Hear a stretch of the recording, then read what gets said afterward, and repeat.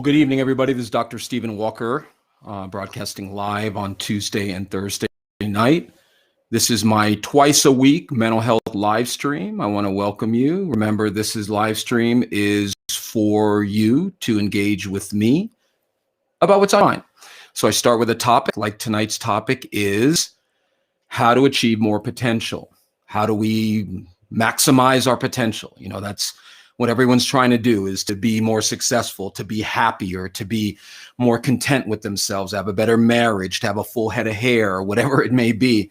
We're all trying to achieve more of that part of us that we feel isn't really maximized for potential. And we're going to talk a little bit about that. But remember, this is about you engaging with me. If there's something on your mind, if you want to take me in a completely different way, please do. I've got some questions on YouTube and some other social media platforms I want to address. Some of them are snarky, some of them are good. But I want to remind everybody that about my mental health fund. It's called helpahuman.org. It's a fund that I've set up where you can donate into it and you can help somebody who needs some help and can't afford it. And it's an easy way to know that you're donating to a fund that helps people who can't afford to get the help. So check that out, helpahuman.org. Again, if you're catching this on YouTube or one of the other platforms I have, please check out some of my other videos. I have a lot of content on there going back many, many years. Please check that out. If you haven't already, please subscribe on YouTube, set your notifications so that you know when we go live so you can engage with me. But remember, this mental health live stream, I do it live. I don't edit it. I don't clean it up at the end. This is the raw feed that you're getting.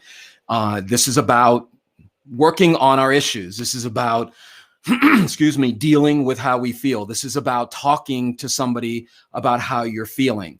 Why is that important? People keep things in. It prevents us. We're going to talk about how that affects potential, how we keep things in. We don't talk about what's on our mind out of fear. We're going to get into all that. But please ask a question or make a comment, okay? The important part of these mental health live streams is for you to engage with me, okay? It's very important that you ask a question or make a comment, because that's why I'm doing these. Hey, Ghost Life, how are you? Good to see you. That's why I'm doing them, so that you can engage with me about what's on your mind. So let's talk a little bit about how to achieve more potential. Okay, this is a huge topic, so I'm not going to obviously get into every single nuance about potential and how to improve yourself and how to work on your dreams and all of that. I'm going to talk about some key things I've found that prevent people from maximizing their potential, that I've seen happen in the almost 25 years I've been as a teacher and counselor, how I've seen people sabotage themselves and things like that. I'm only going to get to a few of them because, again, I'm hoping you'll engage with me. I hope you'll ask me a question if you're struggling with addiction, or you're depressed because of the whole pandemic situation we have worldwide. If you've got something on your mind, please feel free to engage with me. Remember, I am doing these so that we can normalize conversations about mental health and mental illness. We all have a degree of mental illness, every single one of us. We're not working on it enough, okay? So let's talk a little bit about maximizing potential. I want to share with you guys something I found online, which was striking to me. 96% of people who go to try to better themselves fail. 96% of people who go to better themselves fail. And this article talks about different ways. This was a gentleman, I looked him up. He commissioned a study on this, and what he found was staggering. 96% of personal development efforts failed. Now, why is that? Why do 96% of personal development seminars or self-help groups fail? Well, I can tell you what he found. He found different things, and I'll post here. I'll go ahead and post this on the chat stream so that people can engage with it at their leisure. I don't know what's happened to the comments again, but I don't know. I'm starting to have some issues with this platform. But you can go on and you can read this. People who have a strong bias towards act generally don't need self-improvement. People who need a catalyst. These are people who need a reason to move forward. But the interesting one is the one that I want to talk a little bit about. People who are addicted to what he calls inspirational Kool-Aid. Okay. This is a great way of talking about what I have repeatedly spoken about on this live stream, which is that people in general don't question who they're getting their self-help advice from, who they're getting their personal development help from. A lot of what happens with people is they go on to YouTube or they go on to, I don't know, whatever, what's the other one I'm not on, Instagram or whatever. I'm only on YouTube, Facebook, and Twitter. And they're listening to people who have zero mental health training. So let's go back to what this gentleman called people who are addicted to inspirational Kool-Aid. What is inspirational Kool-Aid? It is inspirational little injections into your arm that taste sweet like Kool-Aid and do nothing to help us make changes, okay? So I'm going to get into some of the key parts of what happens when people continue to have this need to self-improve. The first thing you've got to look at is what is wrong with you the way you are? What is going on within you or about you that is making you feel that you need to improve? Now, I'm having an issue again with the comments. So let me see if I can check out another way to look at who's on and who's commenting. Well, it's not showing up. Anyway, so we'll just get into it. And you can, if somebody's on, shoot me a comment in the comments just to let me know if the comments are coming through. Okay. But let's talk about why people have these negative relationships with themselves. Hey, Sigrid, thanks. Okay, I appreciate you. Okay, well, I can get into that afterwards, Sigrid, because that's a great question. And I remember you talking, you were on last time. I can address that, absolutely. But let me get into the main topic here for about 10 or 15, 20 minutes, and then I'll start taking questions. Again, please shoot me a question, okay?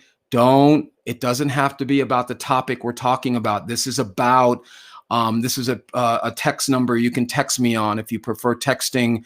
You can feel free to use that, and you can ask me any questions you want. So, but tonight, please ask a question or make a comment. But let's talk about that main thing, that feeling we have that we're not good enough, that feeling that I should be better, this relationship should be better.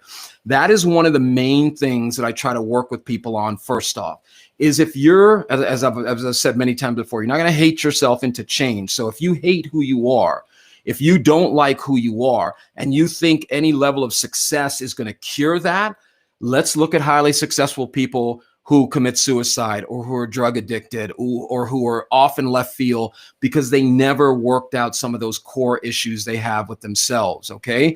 Again, one of the important parts about working with here but not on YouTube. I don't know what that means, Penny. I'm getting some YouTube comments, so I'm assuming I'm on YouTube too. But anyway, these are one of the core things that when you work with somebody who's trained in mental health and mental illness, you can work through some of the impediments to your success, to what is affecting you. Why is that important? Well, because those will shadow you no matter how much money you have, no matter how many followers you have. You will always have this nagging feeling of being an imposter. What is imposter syndrome? That feeling that there are these negative things within you that are your true self, that are your true representation of who you are. So step number one to achieve more potential is to begin doing what's called a self-inventory, figuring out who you are, figuring out what is affecting you and what is preventing you from being successful. the key thing I've seen with people over and over who say, oh, I'm just not who I want to be, or this version of me is unacceptable, or whatever.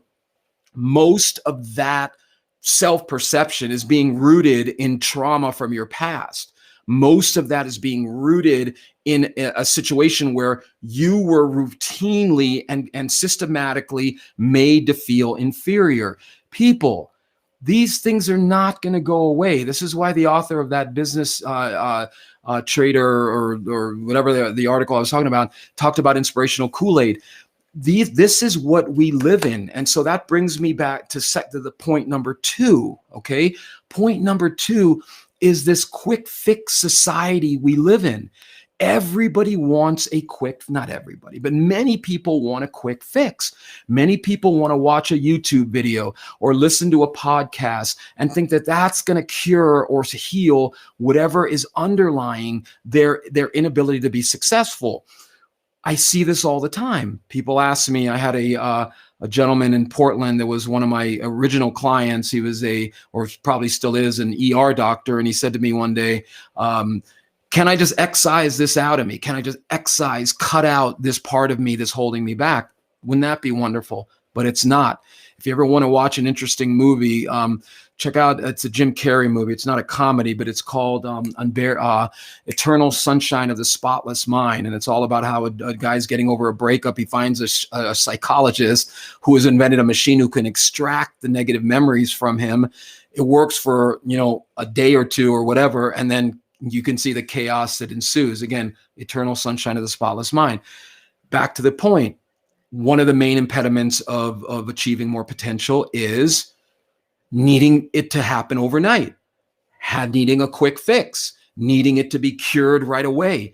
That is one of the main impediments to reaching your potential, is the need to have it done quickly. So what do we have so far? 1 impediment. Why am I not happy with who I am now? What is it about me in the present moment that needs greater potential? Why do I feel the need to be better? Why do I need to be better? That's number 1. Number 2, do I need things to happen quickly? Do I need it to happen quickly? Okay, that's another main impediment to potential. Hey, Daniel, how are you? Okay, yeah, I'll get to that in a second. Again, keep your questions coming, okay? Keep your questions and comments coming, people. Remember, this is a live stream, okay? This is about interacting with me as a licensed mental health professional. If you've never heard of me before, my name is Dr. Stephen Walker. I'm a licensed clinical psychologist. I've been in the field for close to 25 years. You can look me up online, Dr. Stephen Walker, psychologist. You can check it out. But anyway, the point is that's why I'm doing this, so that you can interact and ask me questions. So let's go back to point number 3. Hey, Sam. Hey, Daniel. Hey, guys. Thanks for logging on. Point number 3, fear of failure. Fear of failure. Now, remember, there's dozens, if not hundreds, of reasons why people don't achieve their potential. I'm just talking about a few to get tonight's conversation going, okay, about mental health and mental illness. Fear of failure. So again, let's recap. Number 1, why can't I like myself? Why do I need a full head of hair to like who I am? Why do I need to have perfect teeth in order to be on YouTube? Why do I need whatever to feel as though I am okay with myself? That's questions number 1. Self-exploration, self-examination, working with somebody to get into some of the reasons why you don't like yourself or you don't feel you deserve success. I'm telling you, people, step number 1, man, I'll tell you, if more, and you guys have heard me talk about this before, if more people on this planet were working on self-awareness and self-development, meaning from a position of why am I the way I am, we'd have a totally different planet. We'd have a totally different culture. We would have a culture of people like, well, wait a minute, why am I hating this black dude or white guy or Jew or a Muslim or whoever? We would be why am I hating myself? So that's step number 1. Step number 2 is getting into why do I need, or accepting that it's not going to happen overnight, the need for a quick fix, the need for quick success. I need quick success. That's step number 2 to impediment. And step number 3, and again, these are in no order of importance. These are just 3 that I wanted to talk about tonight and see how things went. Number 3 is fear of failure. Now let's talk about that a second. Let's talk about what failure means to people who struggle with issues about self-esteem. Generally speaking, what I found, feel free to debate with me, whatever. I wanted to get to some snarky comments. One, I guess YouTube filters out some, but one gentleman just commented FAG. Lovely. I wish I could have commented back, but they blocked it. But the point is fear of failure. Okay. Fear of failure is one of the main impediments to achieving more potential. People are afraid to fail. People learned early on that their failure means I'm a failure. Failure confirms, oh man, I don't want to go talk to that man or woman that I may find attractive, because if they turn me down, that's going to confirm what a loser I know that I am. Fear of failure is one of the most crippling things I see people dealing with on a regular basis. Now, let's talk about fear of failure.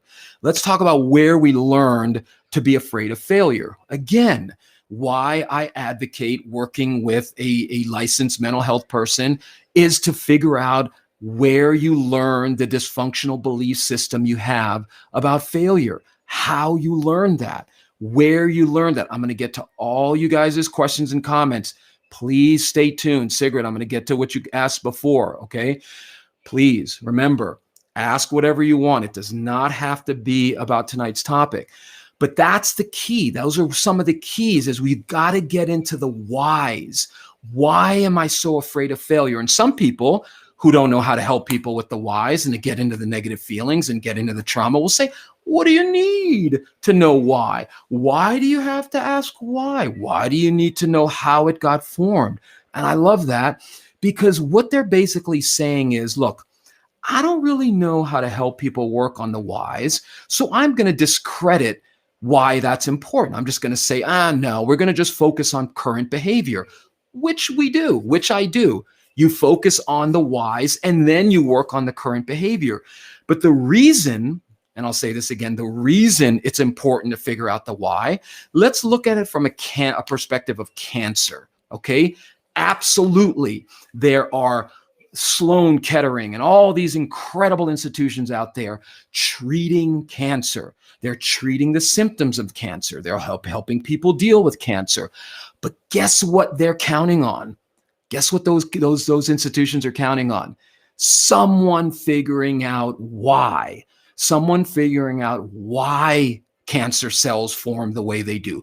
Figuring out what is cancer. I read a stunning article the other day that the reason cancer cells are so hard to kill is because of some strange makeup that they have, that they're perennial. They just they don't die. Now, why is that? Anyway, that's why chemo, you got to bombard. But anyway, whole nother conversation. But this is what people in cancer treatment are waiting for. Somebody to hit on the holy grail of why. Why does the cancer form? Why does it? That is why the whys are so important in the field of psychology, because you have to get into, why am I so afraid of failure? What is it about failure? What did I learn early on about failure and the meanings of what failure was taught to me? Remember, we talked about the ABCs of thinking in cognitive behavioral psychology. Activating event, belief, consequence. Something activates us either in our mind or in our environment. We impose a belief upon that, and those beliefs have consequences in the form of feelings. Okay, so let's get into that. Let's use the activating event is failure. You fail at something, or even, let's not even go that far. Let's say the activating event is the fear of failure, the belief that, oh, I want to do this or I want to do that. Boom, what kicks in? The conditioned belief that you learned about what failure is, what you learned failure to be. And then what you learned failure to be creates a consequence in you in the form of feelings. So let's take what most people believe about failure. Oh God, failure's to be eliminated. Remember all those mental health influencers or people who have no friggin', excuse my language, don't use that word, no mental health training at all, and they're on YouTube or they're on Instagram telling you how to deal with your thoughts and emotions. Why? Because they're the expert. And what do they tell you about negativity? Oh, avoid negativity. Eliminate negativity. Don't have any negativity because that means it's a sign you're on the wrong road. Well, thank God Thomas Edison wasn't the best person with what he did to Tesla. That's a whole nother issue. But thank God Thomas Edison, who believed failure wasn't disappointment. Failure, as he famously put it, was I learned 1,000 ways it didn't work. That was how he conceptualized failure, as teaching him how to be successful. Most of us didn't get that growing up. I know I didn't. I know I certainly didn't get somebody walking into my room and saying, Stevie boy, we want to talk to you about whether you're afraid of failure. Because I was painfully shy as a kid, painfully shy. Didn't go to my prom, didn't date in much in high school because I was this mixed race kid in an all white school. And, as I talked about before, there's a lot of teasing and bullying. Thankfully, I've worked on a lot of that because I can talk about it like it's nothing. Nobody came and said, hey man, what are you afraid of? What's going on? We notice you're not really dating, are you gay or you're not, or what's going on? Nobody asked me what was going on. And I had a morbid fear of failure, fear of being rejected, a fear of confirming how I was being treated as a kid. This is what most people learn about failure. Failure means I'm a failure. I can't handle that. If I start a business, if I like I said before, approach that hot woman or man, hot woman, whatever it may be that I want to meet, and they turn me down, oh, that's going to confirm to me that I'm a failure. And then they take it another step. I can't handle that. I can't handle failure.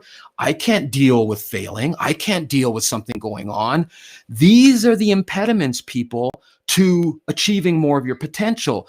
The belief system you have about not achieving your potential, the belief system you have about failure. Okay, so let's recap. Number one, and sometimes I forget these, but number one is the getting into who you are. Why do I hate myself so much? Why do I need more potential? Why can't my life as it is be okay as I am? What is going on with me? How do I treat myself? Okay. Number two is quick fix. We need it quickly. I have to succeed quickly. If I don't succeed quickly,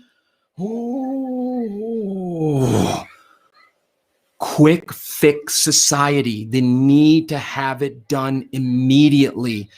And I'm not pointing the finger a lot of the young people because we all struggle it to a certain degree. But I'm 56 years old. I did not grow up with the internet. I did not grow up with instant information, instant date, instant this, quick messages. I didn't grow up with any of that. I tell my wife a lot of times how when we drove across the country with my parents and watched numerous meltdowns by my father of getting lost and having those big maps, the paper maps, and stopping at gas stations to ask for directions and all that. There was no Google. There was no navigation systems. But anyway, that's my point, is we have a whole generation of people who are so used to quickly not succeeding, but quickly getting information. So that's fueling it. So that's number two. Number three is the belief system you have about failure, the belief system you have about what failure is. Okay. Now, let me check time here. Okay. Okay. So I'll get into, I wasn't going to get into number four, but we'll get into number four. Okay. And these are just things that I've seen that hold people back from achieving more potential. Okay. Most people have not identified what is their potential. Most people don't even know what they want. Most people don't even, well, how will I be? How will I know that I'm successful? How will I know that I've achieved more potential? Okay. Now, here's the twist with number 4. The twist with number 4, when it comes to achieving more potential, is realizing that at some point, you're going to have to be happy with where you are potential wise. That unless you set an idea that, okay, cool, that'll be cool. That'll be a good feeling of potential. Unless you set that going into it, you're going to always be chasing a mirage. You're always going to be chasing a future potential, because where you're at is never going to feel like it's good enough. So one of the things when I'm working with somebody who's trying to achieve more potential is we talk openly about how will you know when you have achieved your potential. And to be honest with you, the whole phrase achieve more potential is a misnomer, because it's the idea that you have to always be achieving more potential to be happy. Okay. So when you're embarking on something, or if there's something you've identified that you really want to do, taking time. Again, I know people will say, well, dude, you push therapy, or you push working with a counselor or a psychologist because that's what you do.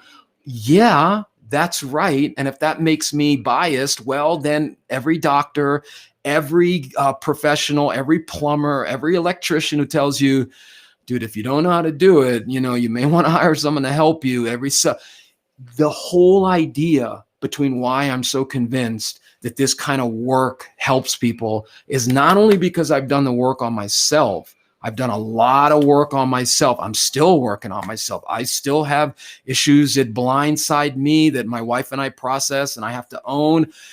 But the idea of talking things out with somebody will really help you not only hear what's going on inside of you, but depending on the professionalism and the ability of the person you're working with, they will give you feedback about what they hear you saying. They will highlight, hey, did you hear what you just said? That is why I recommend, if you just feel like, something's holding me back, something. If you feel that something's holding you back, you really could benefit from talking that out with somebody who is licensed to help you. I call it licensed to listen, who can help you work through some of those issues, because what you'll find is it doesn't take as long as people think it does. So again, if you're out there listening to this live, please ask a question or make a comment. Remember, these live streams, they're raw. I make mistakes. I stumble. My kid interrupts me. These are live. Why are they live? Because this is what will happen when you work with somebody. You will engage and get feedback from that person.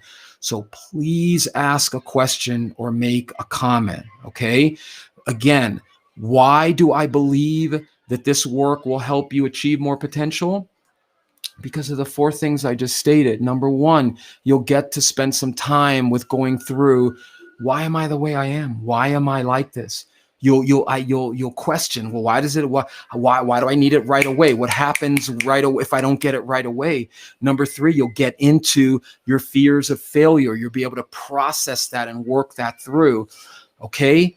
And number 4, you'll be able to work through it from a perspective of, how will I know if I've achieved my potential? How will I know? What will make me feel like I have, oh, okay, cool, I've reached a certain level of potential that I want to get to, okay? Remember, people, there are degrees of potential. Okay, there are degrees of potential. It's not an all or nothing. It's like, Michael Jordan, the famous basketball player, once said, all the years that I was the NBA scoring leader, meaning he scored more points than anyone else. You know what else he led the league in? Missed shots. He led the league in missed shots. Okay. And that's the realization when you're talking about potential and achieving your dreams, is realizing that it ain't going to come without failure. It is not going to come without failure. It's not going to come without missteps, mistakes. But again, point number, what was it? Number 3, I believe it was. Point number 3, or whichever point it was, about your fear of failure. You got to get into that. You got to spend some time. Can you turn that down, please? Thank you. You got to spend some time working on what failure means to you, what you mean, what it means to fail, how you're going to get into that. And you have to prepare for it. You have to be ready for it. Okay. So I'm going to hit some questions here. Please, please, please ask a question. If you think I'm, full of crap, tell me and debate with me. If you come at me in a rude way, don't be surprised what you might get back. If you come at me in a way where we're just engaging with ideas, let's do it. Okay. So Sigrid is asking a question off the topic, which is great. This is exactly why I'm doing it. Good evening. How can I break down the walls of isolation that I built? I was dumped 4 years ago and forced to divorce my husband. He demanded to divorce him. Lovely. I am isolating myself. Okay, Sigrid. So let me make sure. Let me see. Sigrid, are you still on? If you're still on, send me a quick message so that I can get a little bit more background info from you. So when you say how I break down the walls of isolation that I have built, so let's talk about that real quick, Sigrid. You're aware that you're isolating yourself, okay? Because obviously you're aware of it to the point of knowing that you've built the wall. So one of the things I would encourage you to look at is, what do you get from the isolation? Again, I'm not getting any more comments. So if anyone is still on, please just shoot me a hello or whatever to make me, I'm having some issues with this live streaming platform. So if anybody's on, please just shoot me a quick hello, we're here, or whatever, just so that I know if anyone's still on. Okay. So Sigrid is saying, why does she isolate herself from the wall she's built? So what I would recommend, okay, thanks, Sam. Okay. So Sigrid, you got to get into that, sister. You got to get into that. You got to get into what you're getting out of the isolation. What is the isolation serving for you? What are you getting out of isolating yourself? Clearly, you don't need a doctorate in psychology to realize that you are protecting yourself. Yes, I don't want to be in a relationship. Dating is off the table. Okay, Sigrid. Well, sister from another mister. Thanks, Antonia. You got to start working on this pain, Sigrid, because it sounds like whatever wound your ex-husband inflicted upon you, you're continuing to inflict upon yourself.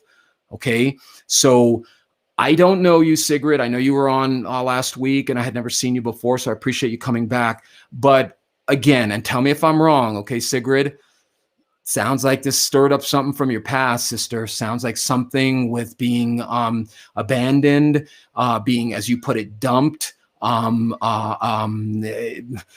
rejected, stirred, opened an emotional wound that might have been there already. Now, again, I could be wrong. So if you're on, please tell me whether or not I'm wrong, because you're having what's called a traumatic, it seems like you're having a traumatic trigger to the dumping. Now, no one likes being dumped. I've been dumped. No one likes being dumped. But if you have abandonment issues from your past, sister, if you have something that happened to you as a little girl, either with, mom, dad, or instability in relationships early on, then yeah, being dumped is going to literally go off like an atom bomb. It's going to feel like an atom bomb, kind of like when if you walk behind somebody from a war that saw active combat, and you scare them, or you throw a firecracker at them, or slam a door, they're going to have an exaggerated response, and it could potentially trigger some underlying trauma.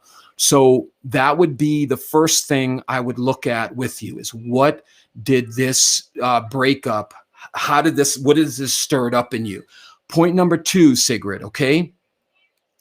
If you're at a point where you're saying, I don't want to be in a new relationship, dating is off the table, and now there's 2 ways to look at that. You could be okay with that.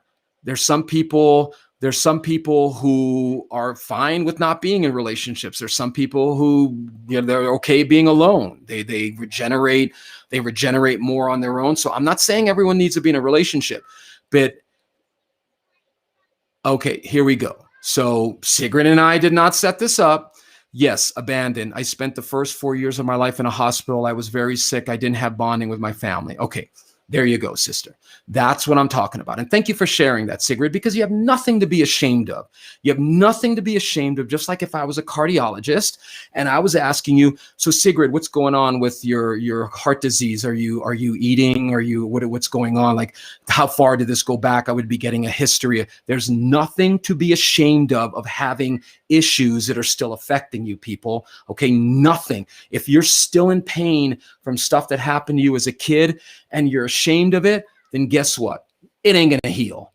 It's not going to heal. And if you buy into this idea that there's something to be ashamed of because you still have issues growing up, then guess what? You're going to probably stay stuck. Okay. So, okay, Sigrid, thank you. I only knew nurses and cleaning ladies. Wow. So, that is some trauma. Now that's some trauma that I would encourage you to find somebody to work through it, Sigrid, because you isolating yourself is a traumatic response to that early childhood trauma. And people might say, oh, there's a great Evanescence song and there's a line in it that says, these wounds are just too deep. There's nothing that time cannot erase. The emotional wounds will never heal. Basically, I'm no singer, but I'm just paraphrasing. Bull nonsense. I can't curse because my 5-year-old's in the room with me. Ridiculous. Emotional wounds can heal. Emotional wounds can heal. Will they completely heal and you'll be free of them for the rest of your life? No, you'll be affected by them, depending on how deep they are. But the severity, the acuity of that emotional wound can absolutely heal. How does it heal, Sigrid? You got to start working on it. Okay. My advice to you is to find somebody locally, if you want face-to-face, or somebody online. There's a great online boom going on where people are realizing that a lot of this work is very effective or online. See if you can find someone that takes your health insurance. If not, see if you can negotiate an affordable rate. Start working on it, okay? Start working on these emotional wounds, okay? Start working on the pain that your ex-husband stirred up in you. But the main thing, sister, you have to look in the mirror tonight before you go to bed and say to yourself, not in any kind of voice. I don't know if you guys ever saw the Al Franken skits on Saturday Night Live when he was talking to himself and just, oh, you're so special. That's not what I'm talking about. Sigrid needs to look in the mirror tonight and say to herself, in whatever comforting voice you can find, it's okay. It's okay that this is affecting me. It's okay that I'm still hurt. It's okay. It's okay that I still am isolating myself. It's okay.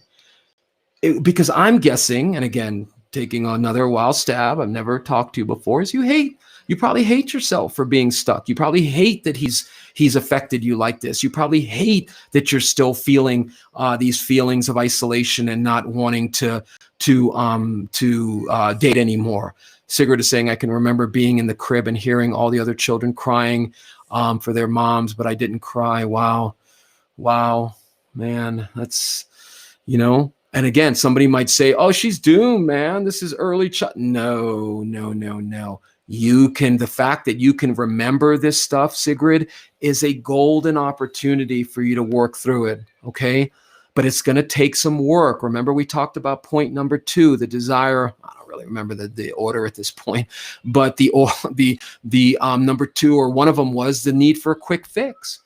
This is one of the main reasons why a lot of people don't do this work, because it takes time. And yes, and many times if you don't have health insurance, it takes a financial investment. But I guarantee you that if you do the work, you will find some relief. I didn't say you're going to be totally healed, Sigrid. I didn't say you're going to be totally healed. It depends on how much work you do and how often you do it. But step number one, Sigrid, is Sigrid has to reform her relationship with herself. Sigrid has to start saying to herself, like I said, look in the mirror tonight, straight in the mirror, and say, honey, sweetie, whatever you call yourself. I call myself dude, bro, when I'm down. It's okay. It's okay that I'm still hurting. It's okay that I'm still feeling the pain from being a little kid isolated in a crib, crying for his mom, her mom, my mom. It's okay. You have to say that to yourself, sister. You have to refocus on your relationship with yourself. Okay? You have to. You have to. That is step number one, because I'm guessing you hate that you're still being affected by the divorce. Okay, so that would be my advice to you. All right, that would be my advice to you. I'm standing up tonight and my feet are kind of hurting because I try to stand as much as possible. When you do this work with people 8, 9, 10, 11 hours a day, you sit a lot. So that would be my advice to you, Sigrid. You got to focus on your relationship with you. Okay, you got to focus on working through some of the pain that your ex-husband caused, and you've got to start saying to yourself things like, no, I'm not going to let that trauma keep me down. I'm not going to let this. I'm still young enough to meet somebody. I still want to meet somebody. It's okay that this trauma stirred up some issues from my past. Okay, well, Sigrid, keep in touch, please. Here is my, let's see here. You can contact me. I'm not saying to do any work. I'm just saying if you ever want some further advice. I'm not pushing my services on anybody. Here's my website. You can check out my website and you can send me a email through there. You can also text me. This is a web-based text program that comes to my phone, and we can chat, or I can point you in the right direction, or just give you, I don't see, so what? I'm 56. I'm 56, Sigrid. It doesn't matter. It doesn't matter how old you are. Okay, you're a few years older than me. Doesn't matter. When you say that, LOL, I'm not going to say your age because I don't know if you care, but when you say that, what does that mean? So what? You can't teach someone at your age new tricks? What? You can't? Come on. That's why you're here. Something is trying to help you heal, Sigrid. That's why you're here. You can do this work at any age and get some relief. It's up to you, though. Okay, it's up to you. So let me know how it goes. Let's see. Ghost Life is saying you cannot reach your full potential if you push everything and everyone else out. Yes, because if you do, you will not improve, but you will only descend instead of ascend. Well, we could debate about that a little bit, but yeah, I see what you're saying. You cannot reach your, yeah, okay. Daniel is saying, well, again, Ghost, I would say, I don't talk in absolutes. You cannot reach your potential. You push everything and everyone else out. I don't know if that's true. I mean, there are a lot of people. Look at Steve Jobs.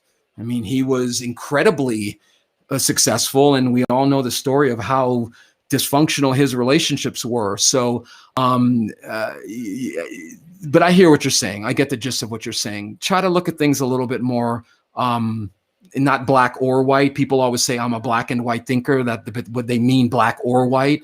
Black or white is either or, this or that. Black and white thinking is actually very healthy.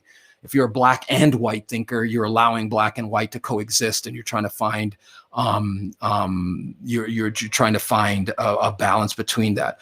Ghost is saying he didn't push everything and everyone else out. No, he didn't push everything and everyone else out, but he did push a lot of people away. So, but I hear what you're saying, brother. I do. You're saying that you shouldn't just be cutthroat and push everyone away in order to be successful. I feel you. Daniel saying, thanks for recommending the book Awareness by Anthony DeMello a couple weeks back. Amazing stuff. Great. Excellent. Are there any other books you can recommend? Well, it depends what you want, Daniel. Like, I don't know. I used to recommend Martin Seligman's book, Learned Optimism, but since I had a exchange with him by email, very arrogant exchange, I'm wondering, should I do that? But maybe he was having a bad day, but what can you say? Anywho, but yeah, that's a good one. Learned Optimism is a good one by Dr. Martin Seligman, who has maybe forgotten how to interact with people. But anyway, that's a good one. It depends what you're looking for, Daniel. Shoot me some topics, like some general, like if you want addiction, if you want just general self-help. Another good one that's not really a mental health person, I rarely recommend those because you know what I've said before, but there's a good one that's been around for many years called The Power of Now, written by Eckhart Tolle, and I recommend him because some of us knew about him long before the Oprah crowd got in and got him popular and all that. But he's a good one. He just really The Power of Now, the original version, just talks about how to be more present-minded, but more present, centered in the moment. Not a lot of mental health advice in that, but just about how to bring your mind back to the present. But anyway, give me some topic ideas and I'll see what I can do. Let's see. Any other questions here? Sam saying, failure means that I go to plan B, plan C, etc., until I can accomplish my task. Was absolutely. Antonio, hello. Sam is saying, I've been dumped and rebuilt me to a better self of me, not for anyone else. Excellent.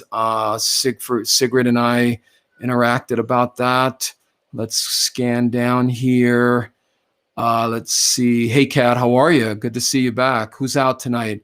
Ghost is saying life is a muscle that has to tear to get stronger. To a degree, that's very true. No pain, no gain. But again, you can over tear a muscle too. Get stronger from scar tissues, stronger than the regular. Absolutely. They're actually found, like I broke this arm when I was a kid and bone shot out and anyway. But yeah, the bone that mended is stronger than the bone around it. That's true. But again, remember, you got to do the work. If I walked around with this arm and it's not gonna heal. What did the orthopedist do? He pulled my arm while I screamed in pain because they couldn't put me out. He reset the bone so that it could heal. But that's what we as mental health people do. We help people set themselves so that they can heal. Okay. Oh, excellent, Daniel. You're a social worker. Nice. Power of Now was my inspiration to become a social worker. Hey, fellow colleague. Beautiful, Daniel. Thank you for that. I'd love to hear how you feel people make changes and how I love interacting with other professionals.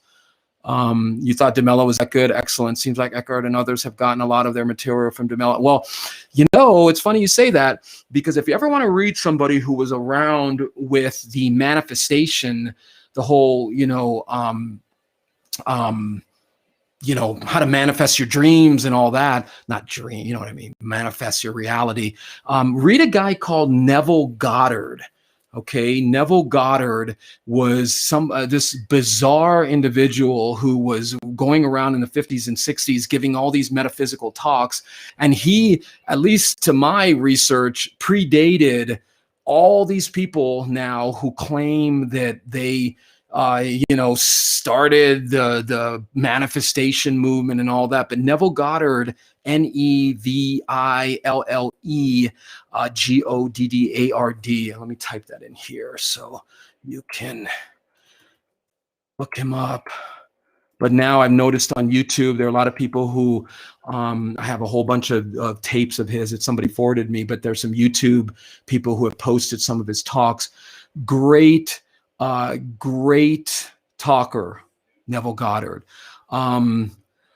But the whole idea of manifesting your potential, I feel that I may be suffering from it. What are you suffering from? Ghost is talking about depression. Sure, Ghost, let's talk about depression real quick. Check time. Okay, coming up on an hour here. Try to keep these. YouTube people are telling me over 60 minutes, people tune out. But we are the YouTube. And by the way, guys, if you're catching this on YouTube or if you're on live, please subscribe to the YouTube channel. It's growing.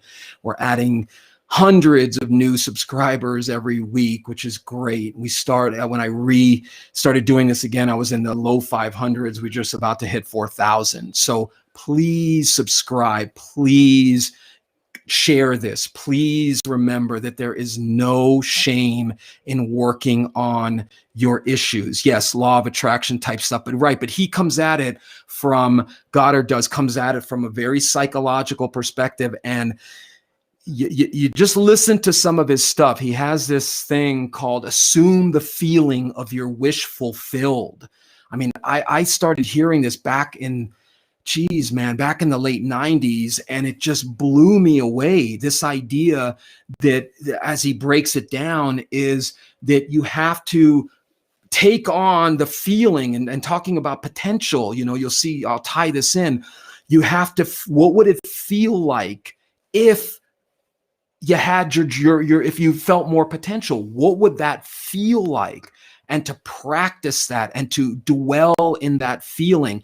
He goes off a little bit here and there and some spiritual, some Jesus, and I'm not saying anything against religion. I am a great believer in higher power. We're part of something larger. I'm not a big religion fan. 9 years at Catholic school literally beat that out of me, but not saying all religion's bad by any stretch of the imagination. I have Muslim, Jewish, Catholic, Baha'i, you can name it. I've got friends or family so I'm not putting religion down. I'm saying for me personally, when he goes off into some of that, I kind of pull myself back. But just look him up, see what you think. Let me know what your thoughts are. But getting back to ghost and depression. So Ghost, what are you depressed about, brother? Only got a few more minutes here, so maybe if you want to engage with me through YouTube or whatever, but what's bringing you down? If you feel that you're suffering from it, you gotta look at that like something that needs to be worked on. Okay, I do not want to eat most of the time. I barely have any energy. I overthink. I have severe anxiety, and I don't know what to do. And I'm remembering that in the last live stream, you were talking about something relating to this with your family and pressures and things like that.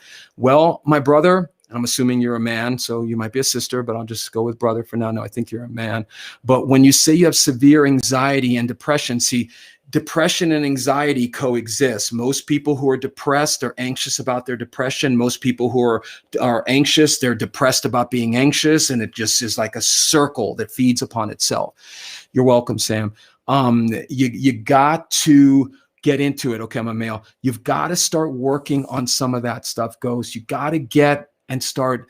I mean, I can't give people quick fixes to these deeper emotional wounds, because it's like if I was a cardiologist and you're telling me, well, I breathe heavily when I go up a flight of stairs. I sweat a lot. My pulse races. I feel dizzy a lot. My blood pressure is high. Obviously, if I'm a cardiologist, I'm not going to say, well, you know what you do? You just drink some orange juice, or you should meditate, or whatever. All good stuff, by the way. But we got to figure out what is going on with you. Why are you having these symptoms? And well, that's what I'm saying. Where do you start, Ghost? Look up, find somebody either in your area who takes your health insurance, who can help work with you on some of these issues. Almost done, baby. Or do it online with somebody who can help work through you.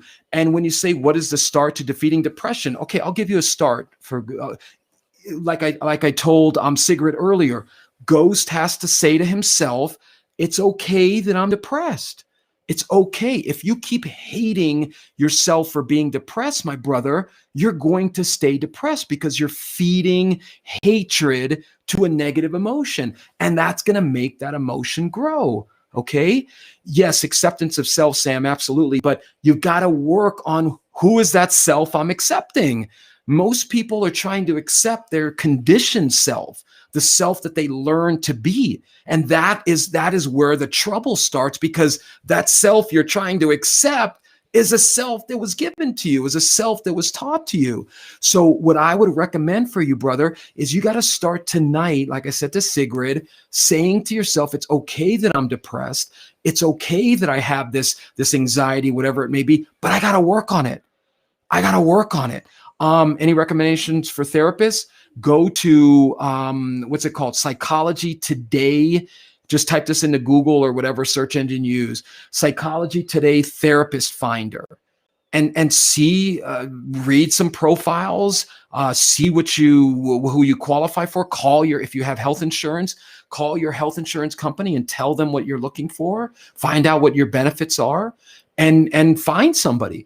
But remember, people call us therapists and things like that. Okay. I'm not crazy about that word. Daniel probably knows what I'm talking about as an MSW. I like to consider myself more of a coach. Therapist has a negative connotation. I don't even like that word. If you break it down into its two words, therapist, the rapist, that's a weird coincidence. I don't like anyone who's working with me to feel that way. So can you drop the name in the chat? Yeah, just type in Psychology Today Therapist Finder. Just type this, right, Daniel? Funny, huh? Just copy and paste that into Google and it should take you directly to that link. I'm in there, out of Florida.